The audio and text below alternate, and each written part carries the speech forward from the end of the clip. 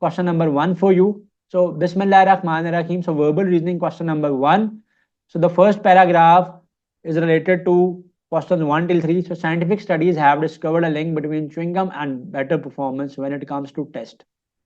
Researchers believe that this is because the act of chewing gum correlates with heightened activity in the hippocampus, the region of the brain which handles memory.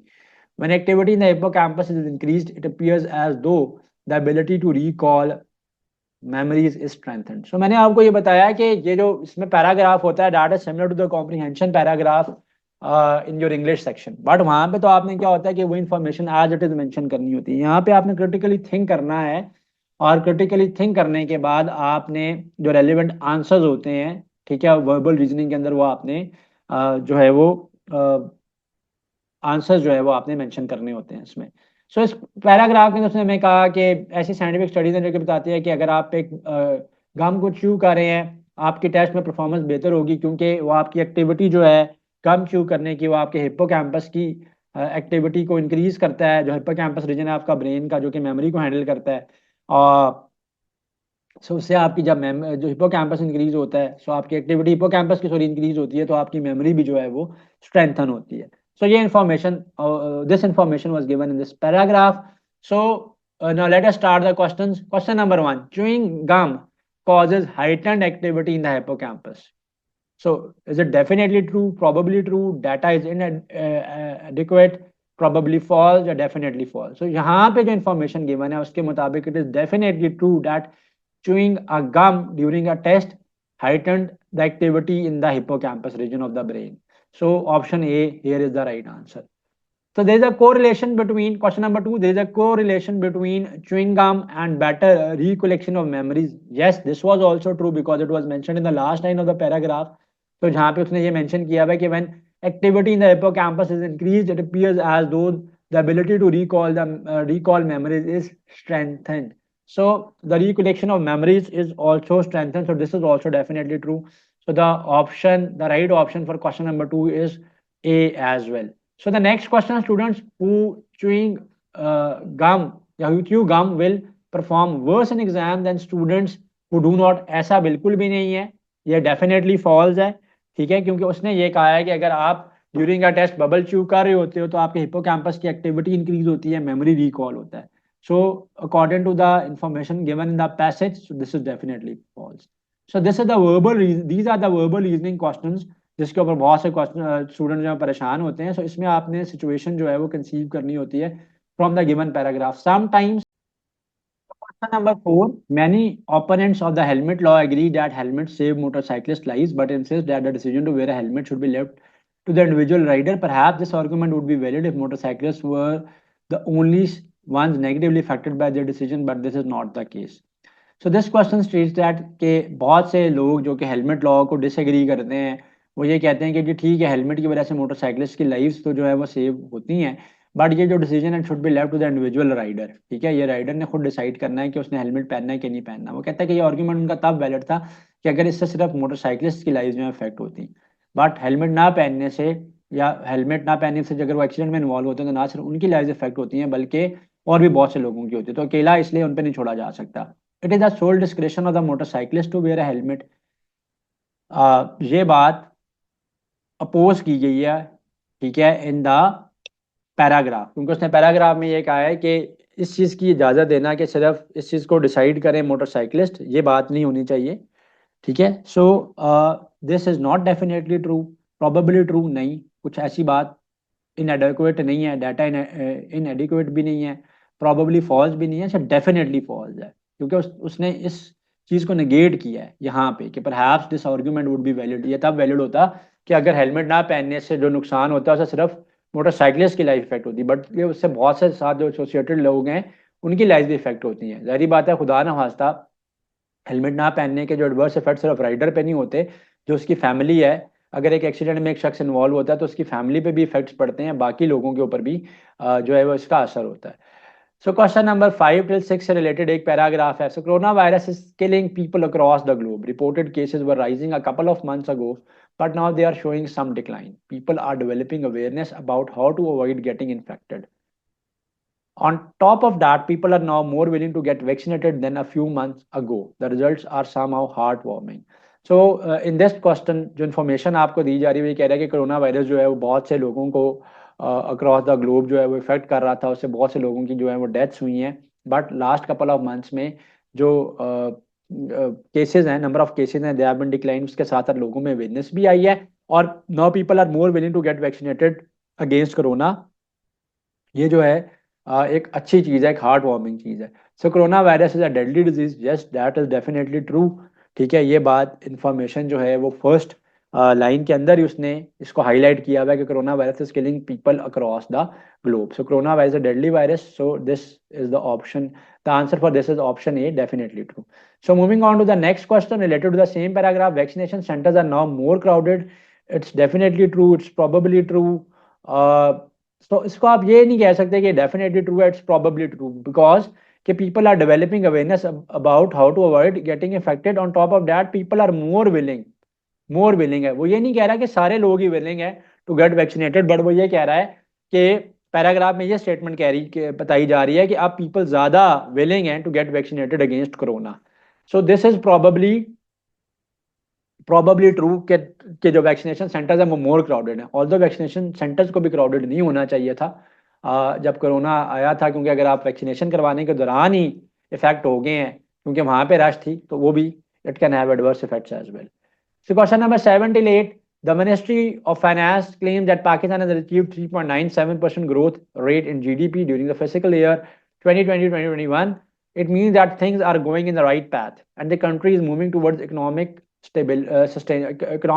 sustainability and development. Agriculture, industries, commerce and foreign income are the main components of the Pakistan's economy. So Pakistan will achieve 4.5% growth rate in fiscal year 2021-2022. तो यहाँ पे सिर्फ mention किया जा रहा है कि पाकिस्तान जो है वो फिजिकल ईयर जो 2021 जो है उसमें 3.97% का ग्रोथ रेट उसने जीडीपी का अचीव किया है। कहीं पे ये मेंशन नहीं है कि नेक्स्ट ईयर का टारगेट क्या है, लेकिन 3.97 और 4.5% में ज्यादा फर्क नहीं है।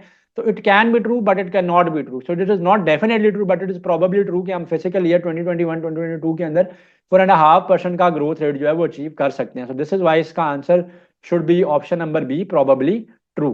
ठीक है, सो डाटा इन एडिक्वेट है, मैं बात मानता हूं इन अ सेंस, इस तरह की ये चीज मेंशन नहीं है, बट ये डाटा इन एडिक्वेट नहीं है। या तो उसने लास्ट ईयर का हमें मेंशन ही ना किया होता। जब 3.97% है तो नेक्स्ट ईयर में अप्रोक्सीमेटली इतनी ग्रोथ हो सकती है कि 0.5% का ग्रोथ रेट जो है वो आगे अचीव किया जा सकता है। तो this can be true, this can be true, this is not show, we are not surely true about it, but that is not inadequate. Data इस तरह से इनसफिशिएंट आप कह सकते हो है कि 2021 और 2022 का जो फॉरकास्ट है वो गिवन नहीं है। यहाँ पे जो इन्फॉर्मेशन गिवन है वो 2020-2021 की है, बट उसकी बेसिस के ऊपर हम प्रोबेबली ये कह सकते हैं कि शायद 4.5% का नेक्स्ट ईयर अचीव हो जाए, कम भी हो सकता है, but data is not totally insufficient नहीं है डाटा। तो industries are the main component in the GDP growth. उसने ये बात मेंशन की भी है कि आपके पास इंडस्ट्रीज, एग्रीकल्चर और कॉमर्स और फॉरेन इनकम जो है उनकी वजह से आपका जीडीपी जो है इंक्रीज हुआ। So this is definitely true कि industries are the main component of the GDP growth, क्योंकि लास्ट लाइन में उसने इनको मेंशन किया है। तो question number 9 till 11, during the 2000 the number of soldiers physically stationed in the Middle East skyrocketed. However, in 2019, this number is continuing to decrease. It is wonderful that the Western world has less of a military presence in other countries, presumably to a negligible amount in the next 5 to 10 years. So in this paragraph जो आपको statement दी जा रही है वो ये है कि जब 2000s का टाइम था तो बहुत ज़्यादा जो वेस्टर्न कंट्रीज के जो सोल्जर्स थे उनकी प्रेजेंस मिडिल ईस्ट में बहुत ज़्यादा थी। स्काई रॉकेट का मतलब है कि बहुत ज़्यादा इंक्रीज कर जाना, ड्रास्टिकली इंक्रीज कर जाना। 2019 में वो कह रहा है कि नंबर जो है वो 2019 से सो ऑनवर्ड जो है वो डिक्रीज होना शुरू हुआ और अगले 5 to 10 ईयर्स में ये प्रेजेंस जो है बिल्कुल ही निग्लिजिबल हो जाएगी, ना होने के बराबर हो जाएगी। सो क्वेश्चन क्या पूछा जा रहा है? No soldiers physically station in an area mean that there is a less of a military presence. ठीक है, यस, ये बात तो ठीक है कि अगर सोल्जर्स जो हैं वो स्टेशन नहीं होंगे किसी एरिया में तो हम यही कहेंगे कि वहां पे मिलिट्री प्रेजेंस नहीं है। So this is definitely true, probably true, data inadequate, probably false, definitely false. So this is definitely true कि जब आपके सोल्जर्स की प्रेजेंस ही नहीं है तो मिलिट्री प्रेजेंस जो है उस एरिया में आपकी कम हो गई है। There won't be another spark of conflict with in next 5 to 10 years. अब इससे रिलेटेड इंफॉर्मेशन हमें पैराग्राफ में सफिशिएंटली गिवन नहीं है। एक बात जो हमने अज्यूम करनी है, देखिए मैंने आपको बताया ना कि आपने क्रिटिकली एनालिसिस करना होता है, वर्बल रीजनिंग में आपने उसकी रीजनिंग को समझना होता है। तो जब नंबर ऑफ सोल्जर्स डिक्लाइन कर रहा है, ठीक है, नंबर ऑफ सोल्जर्स डिक्लाइन कर रहा है, जब आपकी मिलिट्री प्रेजेंस जो है वो डिक्लाइन कर रही है, ठीक है, सो मिलिट्री प्रेजेंस आपकी डिक्लाइन कर रही है, तो इसका मतलब ये है कि वहां पे कंफ्लिक्ट नहीं है, सोल्जर्स की जरूरत नहीं है, यही वजह है कि वो डिक्रीज कर रही है ना। So there won't be a spark और कॉन्फ्लिक्ट विद इन द नेक्स्ट 5 to 10 ईयर्स। तो ये प्रोबेबली ट्रू हो सकता है, कोई डेफिनेट इन्फॉर्मेशन हमारे पास गिवन नहीं है। सो मैंने पहले ही बताया कि ये मिलते जुलते होते हैं वर्बल रीजनिंग के questions to the comprehension, but comprehension में हमने एज इट इज इन्फॉर्मेशन उठानी होती है। अब हमने यहाँ पे प्रिजम्पशंस भी ले सकते हैं, जैसे हम यहाँ पे ले रहे हैं कि प्रोबेबली ये बात ट्रू है, शायद ये ट्रू है, यही वजह है कि नेक्स्ट 5 to 10 ईयर्स में वो सोल्जर्स की जो नंबर ऑफ सोल्जर्स है उसको वो डिक्रीज करेगा। So war is a thing of past, yes ये बात कही जा सकती है, but again we are not 100% not sure, क्योंकि war is a thing of past ये बात का इसमें पैराग्राफ से कोई ताल्लुक नहीं है। उसकी वजह ये है कि वॉर तो कहीं भी हो सकती है। अब अगर देखा जाए तो जो मिडिल ईस्टर्न कॉन्फ्लिक्ट की बात इस पैराग्राफ में हो रही है वो काफी हद तक अब कम हो गई है। अगर आप मिलिट्री प्रेजेंस देखोगे अमेरिका की या जो उसके बाकी वेस्टर्न एलाइज हैं उसकी, तो in the middle east, Afghanistan से तो वो टोटली चले गए हैं, मिडिल ईस्ट के अंदर जो है वो उनकी प्रेजेंस कम होती जा रही है from Iraq and other countries जहाँ पे वो लोग स्टेशन थे, या जो उनकी मिलिट्री बेसिस थी, या जो उनके जो आप कह सकते हो कि वॉर शिप्स उनकी, या एयरक्राफ्ट कैरियर्स उनके जो अरेबियन सी के अंदर जो है वो डिप्लॉयड थे। ऑल्दो ये जो पैलेस्टाइन इसराइल कन्फ्लिक्ट है, कन्फ्लिक्ट तो मैं उसको नहीं कहूँगा, definitely Palestinians are at right. So वो जो कन्फ्लिक्ट है उसके अंदर जो है वो इसराइल को सपोर्ट करने के लिए सामा बीच में आते रहे हैं, but war is not a thing of past. लड़ाइयाँ, जंगे, झगड़े ये कंट्रीज के बीच में हमेशा से होते रहे हैं और वो आगे भी हो सकते हैं। So this is definitely false, इससे रिलेटेड कोई इन्फॉर्मेशन हमारे पास गिवन नहीं है। हाँ, मिडिल ईस्टर्न कंट्रीज के बारे में कोई स्पार्क ऑफ कन्फ्लिक्ट फिलहाल होता हुआ नजर हमें नहीं आ रहा था, इसलिए उसको मैंने मेंशन किया था। सो क्वेश्चन नंबर 12 to 15, तीन क्वेश्चन है इस पैराग्राफ रिलेटेड। दो the state cultivates only 3.2 lakh tons of mangoes, they are of premium quality, and with mangoes becoming second most consumed fruit in the world after grapes, the government has been trying exporting it through sea route, which is cheaper. An experiment which was done in this regard last year has proved successful. So in this paragraph, the statement is relevant to the export of mangoes. वो ये कह रहा है कि 3.2 lakh ton of mangoes को premium quality के export किया गया लास्ट ईयर, क्योंकि बाकी दुनिया में, सारी दुनिया में ग्रेप्स के बाद सबसे ज्यादा जो है कंज्यूम होने वाला फ्रूट जो है दैट इज मैंगो। सो अब गवर्नमेंट ऐसे इनिशिएटिव लेना चाह रही है कि वो इसको सी रूट के थ्रू एक्सपोर्ट करे, ताकि वो चीपर आप कह सकते हो कॉस्ट के ऊपर जो है वो एक्सपोर्ट हो सके, ठीक है, चीपर कॉस्ट के ऊपर जब वो एक्सपोर्ट हो सकेंगे। और ये एक्सपेरिमेंट जो वो कहता है लास्ट ईयर बड़ा सक्सेसफुल प्रूव हुआ था। तो quality of mango is an important factor in exports. तो is this thing definitely true, probably true, data inadequate है, प्रोबेबली फॉल्स या डेफिनेटली फॉल्स। सो 12 तो बड़ा इजी है कि उसने कहा है कि they are premium quality, they are of premium quality. So this was clearly mention in the paragraph कि प्रीमियम क्वालिटी मैंगोज जो हैं वो उनको पसंद किया जा रहा है बाकी दुनिया में। ये वजह है कि ग्रेप्स के बाद सबसे ज्यादा मोस्ट कंज्यूमेबल जो फ्रूट है वो दुनिया में ये बन चुके हैं। Question number 13, so the state also exports good quality grapes, ठीक है, इसके बारे में कोई इंफॉर्मेशन पैराग्राफ के अंदर गिवन नहीं थी, ठीक है, इंफॉर्मेशन ही जब गिवन नहीं थी तो डाटा इनएडेक्वेट है, ठीक है। देखें, जब फर्स्ट मोस्ट कंज्यूम्ड ग्रेप्स है, सेकंड मोस्ट मैंगोज है, तो हो सकता है कि हमारी गवर्नमेंट उसके लिए भी कुछ स्टेप ले, लेकिन यहाँ पे ग्रेप्स के बारे में सिर्फ ये पता चला है कि वो द मोस्ट कंज्यूम्ड फ्रूट हैं इन द वर्ल्ड। अच्छा जी, next, there are some problems in exporting mangoes through sea routes. So question number 14 के अंदर वो ये पूछा कि क्या कुछ प्रॉब्लम जो है वो रिलेटेड हैं exporting mango through the sea route. This is definitely false, ये क्लियरली फॉल्स है। उसकी रीजन ये है कि जो पैराग्राफ की लास्ट लाइन थी वहां से मुझे इंफॉर्मेशन मिल रही है कि गवर्नमेंट जो है वो ट्राई कर रही है to export mangoes via sea route, जो कि चीपर है, और एक ऐसा एक्सपेरिमेंट है जो कि लास्ट ईयर बहुत ज्यादा सक्सेसफुल प्रूव हुआ था। जब ये चीज सक्सेसफुल प्रूव हुई है तो ये जो इन्फॉर्मेशन है कि प्रॉब्लम्स हैं, प्रॉब्लम्स नहीं है तभी तो वो सक्सेसफुल हुआ है। So this is clearly false, तो डेफिनेटली फॉल्स है ये बात। सो एक और क्वेश्चन भी इसी पैराग्राफ से रिलेटेड है, the state also cultivates a large number of medium quality of mangoes.